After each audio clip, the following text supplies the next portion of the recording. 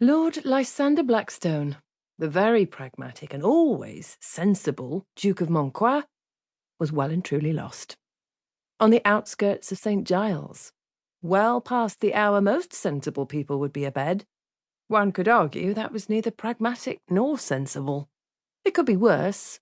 He could be passed out in a dark alley somewhere, fleeced of his clothing, buttons, handkerchiefs, boots, hat, and coin. Perhaps worse if any flashmen were out for blood.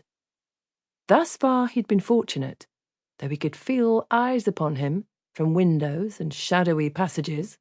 A duke in the rookeries! Sound the bullhorn! He upped his pace, peering at the nearest grubby street name etched into the building stone, Great White Lion Street. He couldn't be completely certain, but that was not the correct direction. Mayfair was west, was it not? Why the hell are there no hackneys? Stumbling slightly, he shook his head to clear it of the terrible fog brought on by equally terrible liquor, and cursed his friend who had dragged him from a perfectly acceptable night in, tracking his investments and poring over local railway ledgers, to the opening of a new ballet at the Lyceum. He'd nearly pummeled the persistent Earl of Lushing, aptly named, before giving in. A foolish idea, clearly. "Come on, mate," Lushing had cajoled. "All you do is work. What kind of duke worth his salt works? Don't you have people to add the sums for you?" "I like numbers," he'd replied. "It keeps my mind calm. I also like money. The estate is profitable. And yes, I have enough stewards, but I want my own eyes on it." Lushing had scoffed. "I have the perfect solution for calmness, and it involves a pair of long legs, a perfect arabesque, and a face to die for." "Are women all you think about?" "You wound me, Stone. It's the theatre with the usual stiff-lipped crowd." A melodramatic hand had found his chest. "I'll have you back at the stroke of midnight, pet, I promise." Lysander had wavered, despite his passion for the theatre. The last time he attended the opera, he'd been positively swarmed by every matchmaking mother with an available daughter seeking an introduction and a coronet. These days, even his business acquaintances had expectations. "Do you intend to settle down? Family is important to the peerage. When will you do your duty and wed?" The Earl of Bolden, a man Lysander was soliciting for a piece of property imperative to his new railway venture, had been especially vocal at White's last week.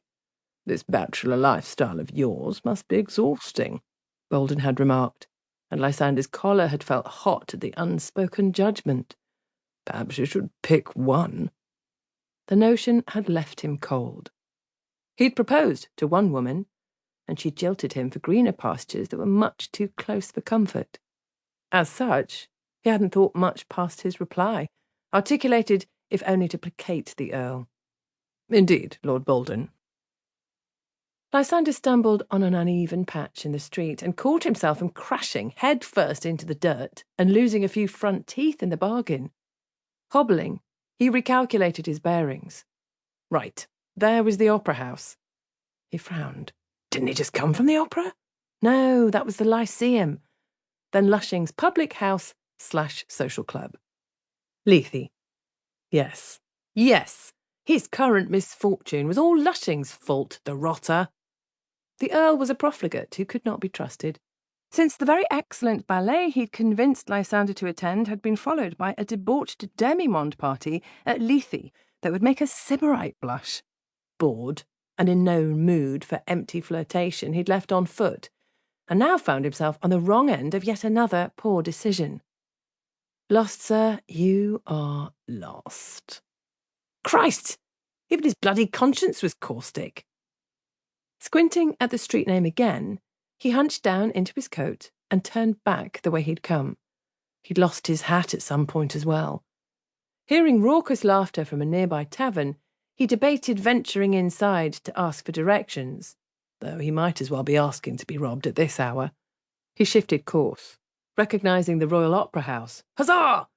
When his attention was caught by a slight figure pacing back and forth with angry, mincing steps.